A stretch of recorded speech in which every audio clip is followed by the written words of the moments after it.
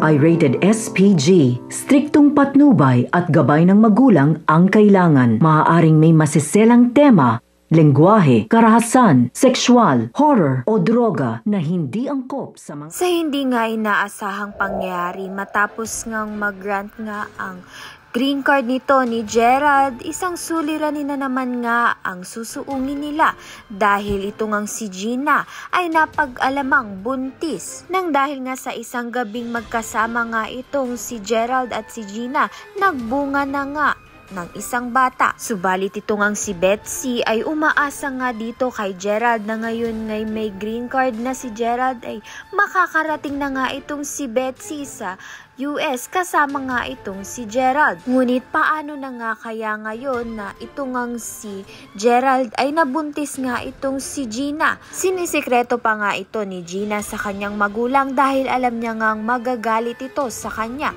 Kalaunan nga'y malalaman na nga ni Robert ang katotohanan at ito ngang si Minda ay inatake nga sa puso nang malaman ngang nabuntis ni Gerald ito ngang si Gina. Kaya naman nga't dito na nga magsisimula ang malubhang sakit nito ni Minda. Kaya naman nga't yan at iba pa ang dapat natin pakaabangan. Maraming salamat sa iyong panunood.